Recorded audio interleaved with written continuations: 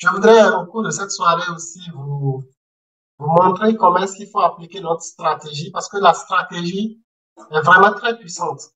Et non seulement ça, nous aurons un webinaire privé avec tous ceux qui se forment, c'est-à-dire avec tous les étudiants. Et là, je vais partager avec vous d'autres connaissances qui sont vraiment très importantes dans la compréhension de la structure du marché. Et aussi, non seulement la structure du marché, mais également dans ce que nous appelons les POI, pour ceux qui ont vu, qui ont pu lire le cours, les points of interest. Et comment est-ce que vous pouvez décrypter le marché aussi facilement dans son mouvement. Ici, je vais d'abord en daily. Et quand je regarde ce graphique, c'est d'abord mon graphique cadre JPY, c'est le dollar canadien contre le yen japonais. Excusez, je vais déplacer mon micro. Voilà. Donc, le cadre JPY, je l'ai pris et ça m'a beaucoup fait du bien au cours de cette semaine. En daily, je vois clairement que cadre JPY est en train d'aller à la baisse. Quand nous regardons clairement, nous voyons cadre JPY en train de descendre.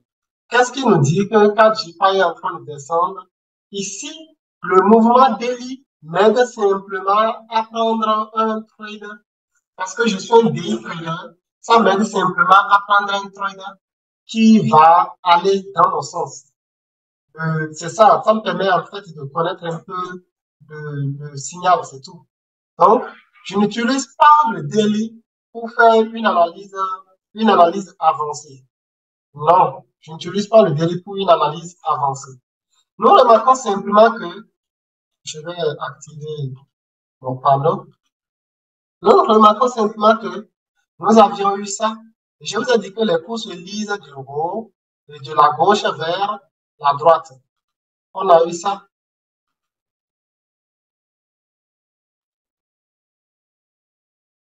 Ça également. Ça. Vous allez me demander, il y a certains endroits que je n'ai pas pris, tandis que d'autres endroits, je les ai considérés. On a eu ça. Et enfin, voilà ce que le marché est en train de faire. Donc, qu'est-ce que nous avons constaté? On constate simplement que le marché est en train de faire des bas, des bas, des bas. Et nous savons qu'en tant que day trader, vous ne devez pas garder des transactions de plusieurs jours. Ce n'est pas trop bien. Donc, l'objectif est de trouver des signaux qui vont vous permettre de sortir au cours de la journée ou au cours de la seconde journée. Donc, un day trader, c'est pas quelqu'un qui garde ses positions ouvertes pendant une semaine ou bien 2 semaines. Ça ne marche pas trop comme ça. Et donc, ici, je peux me dire simplement que si je prends cette portion-là, la portion que j'ai prise ici, cette portion est vraiment très intéressante parce que simplement, le marché est en train de baisser. Et vu que mon time frame, qui est mon cadre vraiment important, c'est le 4 heures, je peux simplement basculer sur le 4 heures et mieux voir ce qui se passe. Et là, je vais essayer de couper. Je vais faire un replay commençant d'ici. En 4 heures, qu'est-ce que nous avons remarqué? Nous avons simplement remarqué que nous étions en train de monter. Les cours faisaient du haut. À ce niveau, nous avions eu une phase de consolidation. Remarquez ça. Une phase de consolidation ici. En dehors de cette phase de consolidation, nous avions eu une cassure, c'est-à-dire un rallye vers le haut qui s'est produit. Un rallye là. Après, on a eu un retour qui s'est également produit, ok, rallye, retour, ok, pullback, et on a eu ça. Maintenant, qu'est-ce qui s'est passé à la suite? On va essayer de voir. À ce niveau, on peut également dire que les cours sont en train de faire une consolidation. Remarquez ça. Les cours sont en train de faire une consolidation. C'est quoi une consolidation? C'est en fait un moment où les cours ne font rien. Les cours sont sur place et donc, ça ne fait que bouger sur place. Ici, nous sommes dans une phase de consolidation. Je vais enlever le fond et laisser-lui comme ça, le grossir un peu. Voilà. Et donc, qu'est-ce que je vais attendre? Je vais simplement attendre que nous sortions de cette phase de consolidation. Autrement, je vais trader, faire simplement du trading dans les phases de range. Donc, le trading range. Et qu'est-ce que nous constatons? Je vais essayer de faire un replay. On a eu une cassure. On a eu cassure ici. Et là, on peut dire que c'est un coach. Pourquoi? Parce que là, on avait notre structure qui était haussière.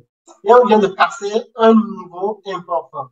Donc, notre marché vient de changer de caractère. Notre marché vient de changer de caractère. Donc, nous avons eu un coach là.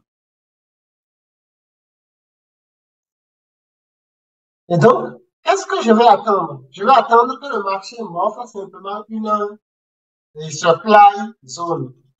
Qu'est-ce que j'ai? J'ai ici une légère supply zone. Pourquoi? Parce que simplement le marché est reparti à la hausse légèrement et est revenu en bas. Et donc, nous venons d'avoir une cassure là. Est-ce que cette cassure est validée? Non, pas pour le moment. Et donc, j'ai ici une supply zone très intéressante qui peut se retrouver là. En dehors de cette supply zone, j'avais d'autres supply zones. Et n'oubliez pas la liquidité. Par exemple, là, nous avons de la liquidité sur euro là. Et on avait eu une supply zone ici qui était disponible là. On avait eu également une autre supply zone ici, mais cette supply zone a été liquidée déjà, donc elle n'est plus intéressante. Cette supply zone n'est plus intéressante. Si vous avez des questions, n'hésitez pas à poser dans le chat. Je vais répondre à vos questions à la fin de ma présentation. Donc, lui, il est validé. Lui également, il est validé. Donc, je vais attendre simplement que les cours reviennent dans ma supply zone. Et qu'est-ce que je remarque? Je remarque simplement que les cours sont en train de faire une légère consolidation. Et donc, ici, la supply zone, on peut étendre ça parce que vous avez vu dans le cours, ou du moins, j'ai l'habitude de parler de l'order flow, et de l'order block. Donc, ici, on peut considérer que toute cette zone-là est notre order flow. Je peux prendre cette bougie, par exemple, et m'arrêter là. Et qu'est-ce que j'ai? Je peux simplement remarquer que non seulement le marché est en train de créer de la liquidité, c'est-à-dire pour revenir les fois prochaines, mais aussi le marché montre une échec. C'est un échec ou une échec. En tout cas, je suis trader, je ne suis pas professeur de français. Si c'est un échec, tant mieux. Si c'est un échec, tant mieux. Ça montre de l'échec à ce niveau-là en créant quoi? Ces trois pins-là. Ce que j'ai l'habitude d'appeler les trois pins. Donc, simplement, sur le 4, je vois ici qu'il y a le premier pin ici et le deuxième pin qui est cassé, troisième pin également. Donc, ça va l'être simplement d'un bon retournement, c'est-à-dire, ça veut dire simplement que le marché va continuer parce qu'en bas ici, nous avons quoi? De la liquidité qui est aussi disponible là. La liquidité qui est disponible là. Maintenant, pour connaître quel est le niveau vraiment puissant, je vais devoir repartir dans le passé. Et quand je repars, je vois ici qu'il y avait cette zone ici, là. Cette zone qui était disponible, qui n'a jamais été mitigate. Remarquez ça. Cette zone n'a jamais été mitigate. Je peux même prendre ce qui est ici. Je prends tout ça avec cette bougie là complète, la bougie verte là. Attention, l'order block n'a pas besoin, ça n'a rien à voir avec la couleur de la bougie. Ça n'a rien à voir avec le SMC. C'est juste une partie du marché qui peut attaquer les cours. En dehors de cette zone, j'ai également une autre zone ici qui n'a jamais été mitigée. Sinon, la bougie verte là qui a été déjà mitigée. Et donc, cette zone ici n'est pas aussi très intéressante. Je parle de celle-ci. Je vais la mettre en rouge. Comme ça. Elle n'est pas aussi intéressante que la zone du haut. Donc, je vais considérer simplement la zone du haut au lieu de considérer celle-là ici. Et donc, qu'est-ce qui se passe? Je remarque simplement que nous avons trois pins là. Qu'est-ce que je vais faire? je vais venir sur le 1 heure. Je viens sur le 1 heure et je vais attendre que les cours viennent prendre la liquidité qui est à ce niveau-là, c'est-à-dire au niveau de 1 heure. Je change la couleur. Ça, c'est la liquidité 1 heure. Et je remarque que cette bougie, elle veut réellement, c'est-à-dire la dernière bougie, veut réellement prendre de la liquidité. Et je remarque quoi? Que cette bougie est vraiment une bougie qui vient de m'aider à prendre de la liquidité. Et là, je vais encore faire comme ça. Et là, qu'est-ce que je remarque? Je remarque simplement que nous venons d'avoir un seul pin et deux pins. Et j'ai l'habitude de dire que vous attendez que la troisième bougie se forme. Et voilà la troisième bougie. Nous remarquons que la bougie a formé déjà un autre pin. Et donc, je vais attendre simplement la fermeture de cette bougie. J'attends la fermeture. Voilà, la s'est fermée là. Et je me protège légèrement en haut ici. Et donc, je vais targeter où? Ma zone de target peut être simplement cette demande zone ici et également ce niveau de liquidité ici. Vous voyez ça? Et donc, qu'est-ce que je vais faire? Remarquez que le marché vient nous chercher pile poil notre zone de liquidité. Et donc, si vous êtes trop conservateur, vous aurez fait 3,97. Si vous n'êtes pas conservateur, moi, j'ai dû passer sur le 15 minutes encore, ok, pour mieux. Remarquez que sur le 15 minutes, j'ai eu encore ici combien? J'ai eu encore ici mes 3 pins là. Et donc, moi, j'ai pris mon entrée depuis ce niveau-là. Vous voyez ça? Depuis ce niveau-là. Et je me suis protégé ici parce que ce marché montre simplement une belle faiblesse. Remarquez ça. On a eu ici haut, bas, haut, cassure. Et c'est venu ici prendre de l'inducement. Et c'est reparti mitigate le haut ici. Et ça cherche à repartir simplement. Et donc, je vais chercher simplement à prendre ma position ici, me protéger légèrement en haut. Et donc, ici, ce trade m'a donné plus de fois 16. Plus de fois 16. Donc, moi, j'ai envoyé le signal à un ami et lui, il a fait fois 21 parce qu'il est allé même jusqu'à 1 minute. Les gars, vous voyez ça? Ça m'a coupé. Je ne suis pas autorisé à aller jusqu'à 1 minute. C'est pas grave.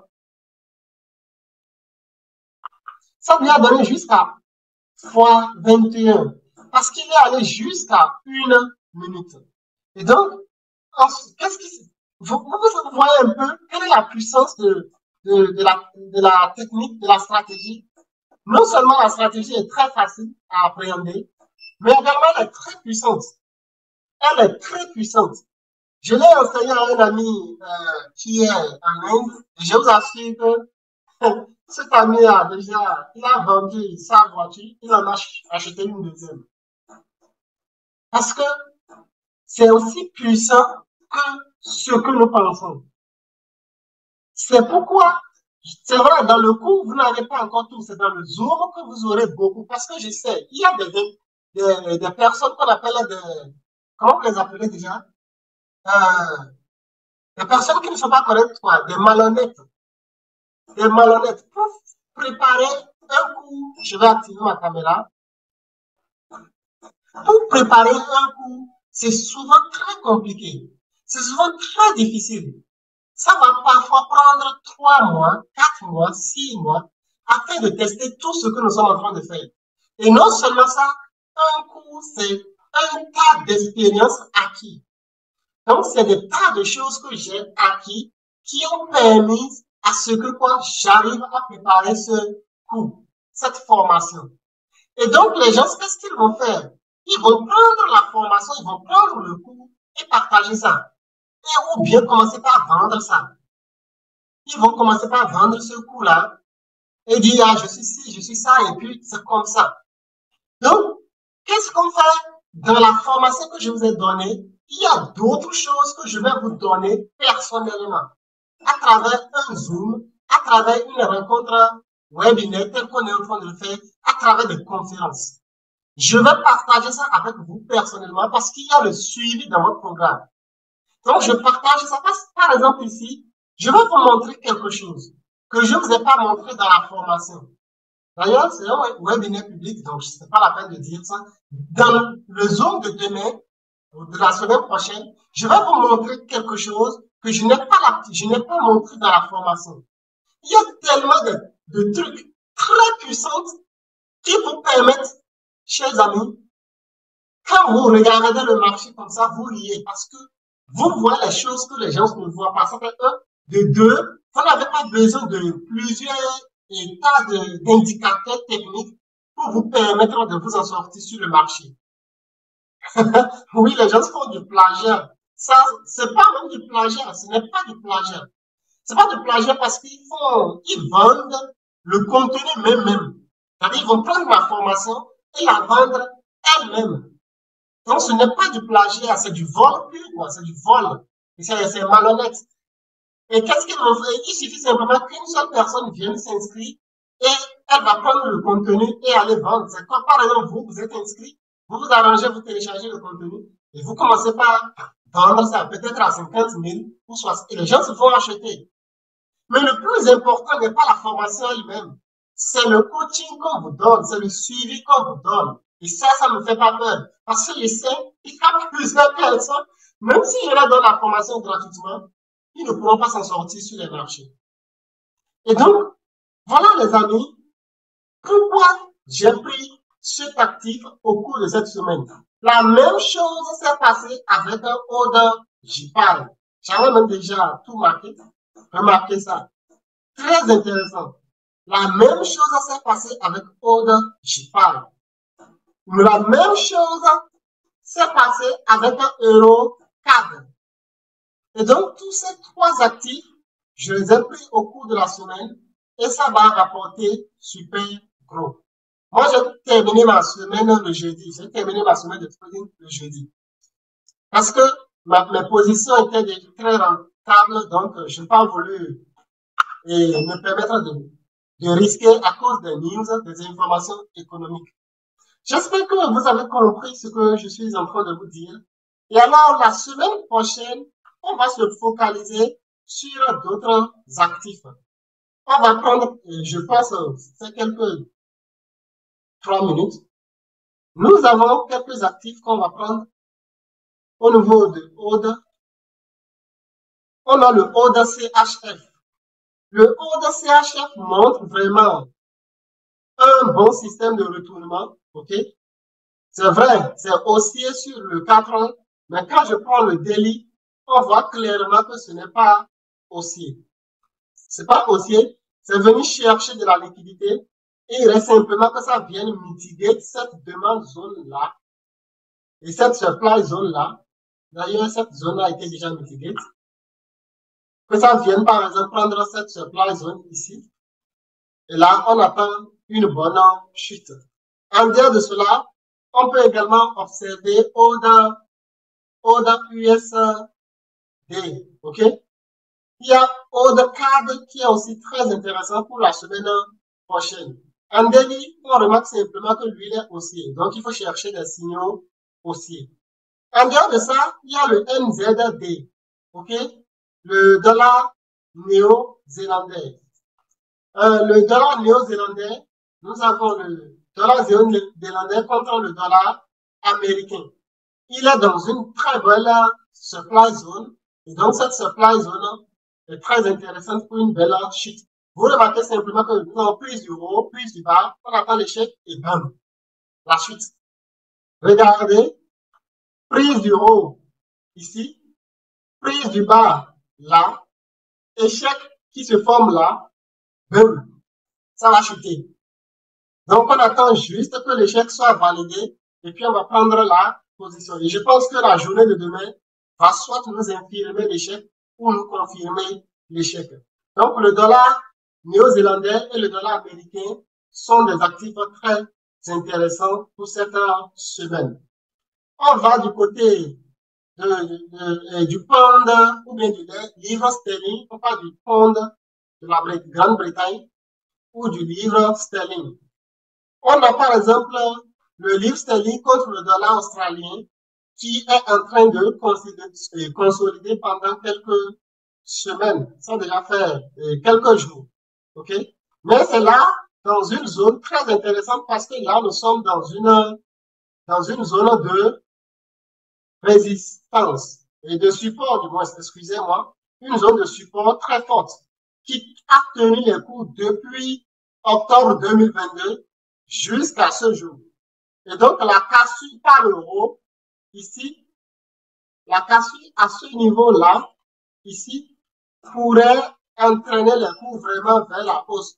Et quand nous regardons correctement, on remarque simplement que ici, le marché a changé d'une tendance baissière à une tendance haussière. Donc, ça nous dit simplement, nous interpelle à une très belle, à un très beau actif qui pourrait grimper d'ici la semaine prochaine ou dans les semaines à venir. Mais si vous voulez faire du scalping, vous pouvez faire sur le 15 minutes par exemple. Du scalping en 15 minutes, vous voyez là, nous remarquons que la tendance est clairement, ce n'est pas en train de faire quelque chose, c'est clairement en consolidation et donc on ne peut pas faire du scalping avec ça. Les gens vous diront acheter bas et vendre haut, ou vendre haut, acheter bas. Mais moi, je vous conseille pas de trader les ranges. Vous avez tellement d'actifs, pourquoi trader les ranges? Pourquoi trader les ranges? Et donc, on passe du côté de l'euro-dollar. Il y a aussi USD-CAD qui est aussi un actif très intéressant parce qu'il est en train de présenter des moments très forts. Remarquez ça. J'avais déjà vu ça. Je dis, il fallait prendre des ordres baissiers. Nous avions déjà eu l'échec à ce niveau. OK, vous voyez l'échec là. Donc, il suffit d'avoir un signal d'entrée pour prendre cette position. Donc, voilà l'analyse que je peux vous donner de certains actifs. Je ne vais pas donner tous les actifs. Tous les actifs.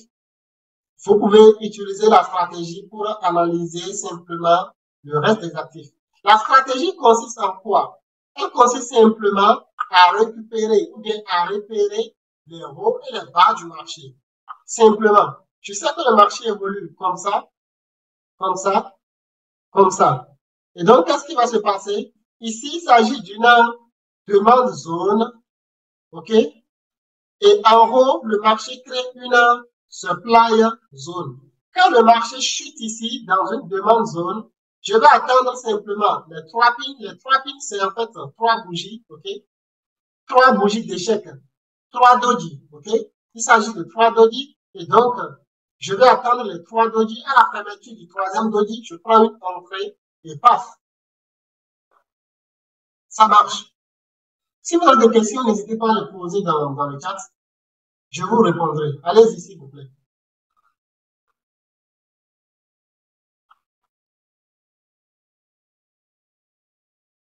Allez-y.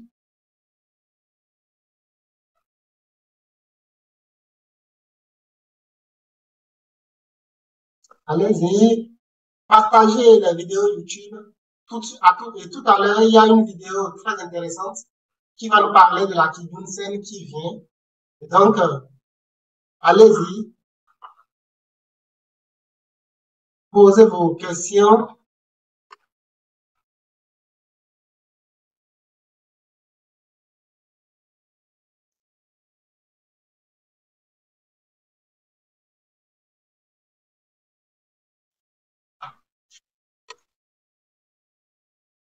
Allez-y, s'il vous plaît.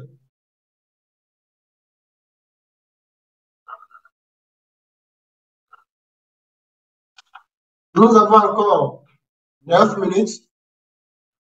Si vous avez des questions, n'hésitez pas à les poser. Allez-y.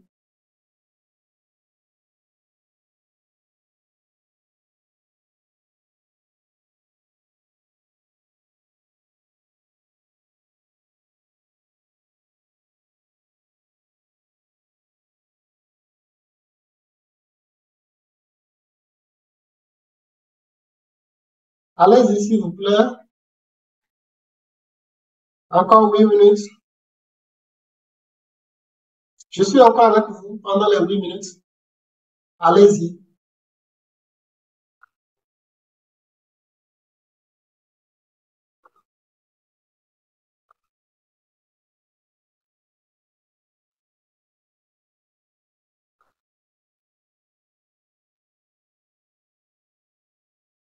Recording in progress.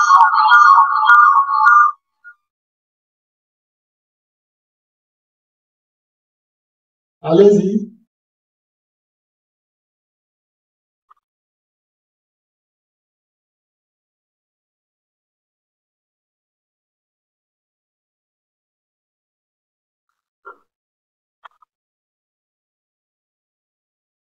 Vous n'avez pas de questions?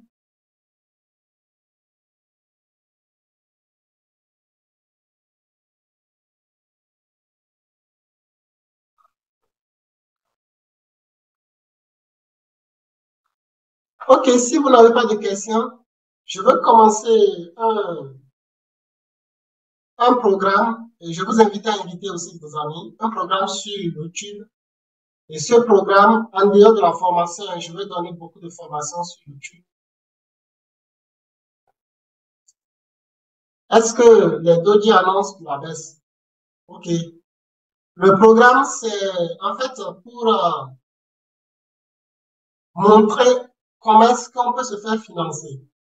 Et donc, vous pouvez vous faire financer par des institutions. Je travaille par exemple pour une institution financière. Donc, vous pouvez vous inscrire et vous faire financer par cette institution. Donc, je veux commencer ce programme-là. Comment est-ce qu'on peut se faire financer? Et l'objectif de cette année, c'est avoir au moins 2 millions ou 1 million, au moins 1 million de dollars comme compte financier. Et donc, si vous avez 1 million de dollars, vous pouvez faire 200 000 dollars si vous faites par exemple 20%, 200 000 dollars par mois et vous prenez ça 60 000 dollars que vous encaissez dans votre poche, que vous empochez. Donc, c'est vraiment un programme qui va aider plusieurs personnes à être financées. Vous pouvez me suivre. Invitez aussi vos amis à nous suivre. Aussi des amis à rejoindre l'académie. Les doji n'annoncent pas une baisse. Ça n'annonce pas non plus une hausse. Les doji, en fait, ça nous dit simplement, c'est un moment d'indécision. C'est un moment d'indécision. C'est comme une lutte. Vous connaissez ce qu'on appelle le tir à corde.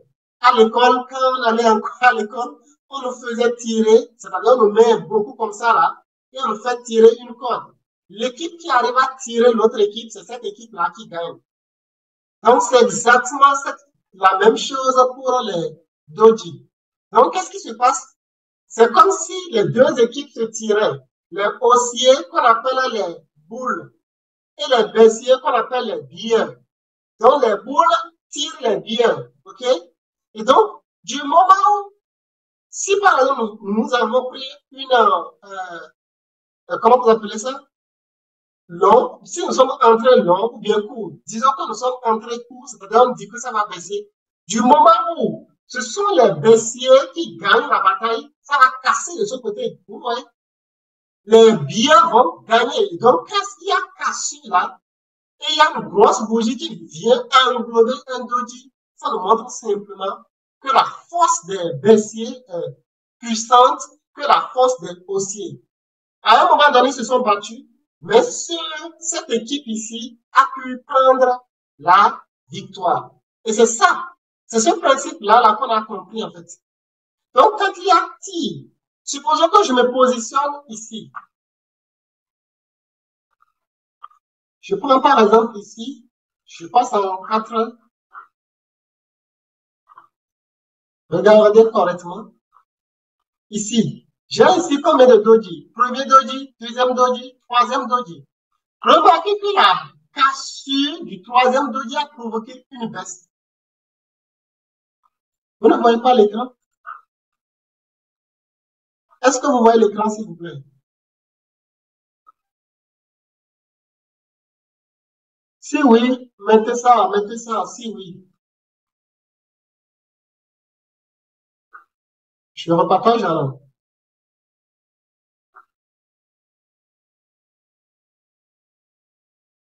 C'est bon maintenant? Est-ce que vous voyez l'écran?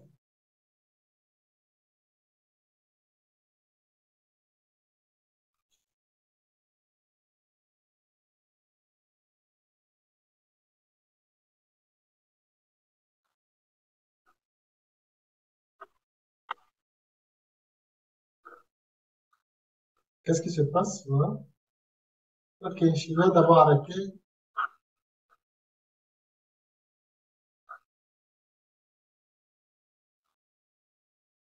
Est-ce que vous voyez maintenant?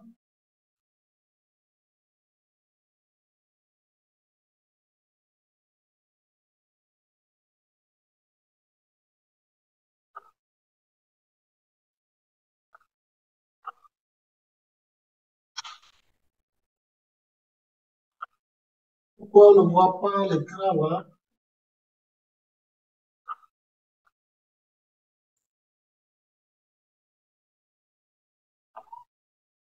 C'est quand même bizarre là.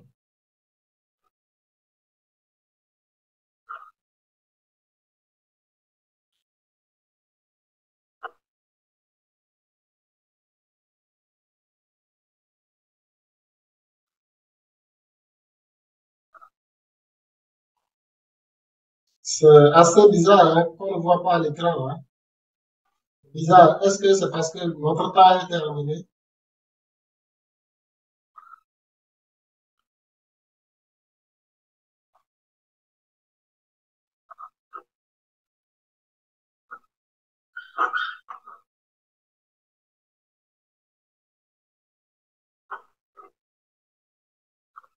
Dans 3 minutes.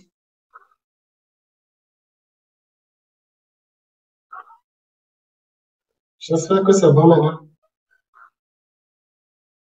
Est-ce que c'est bon maintenant? Ok, prenons un exemple ici. Remarquez ici, nous avions eu les trois doji, ok? On a eu d'ailleurs plusieurs doji.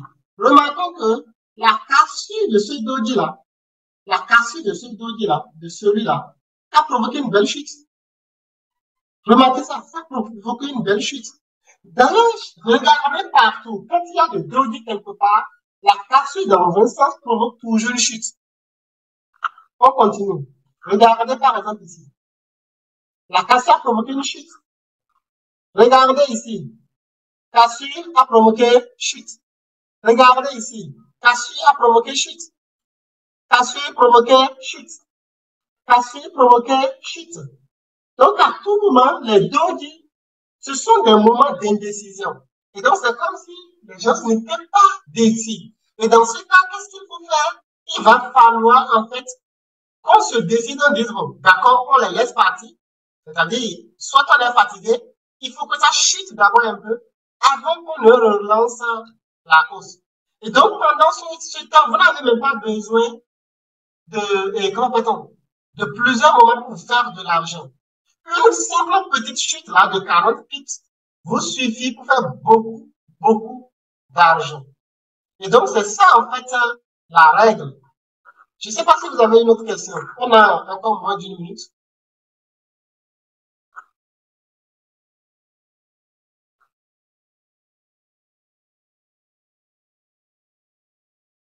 Encore moins d'une minute.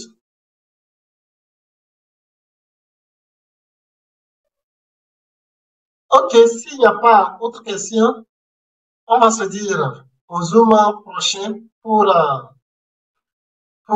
les étudiants. Nous sommes en train de grandir, la communauté s'agrandit, il y a plusieurs personnes qui se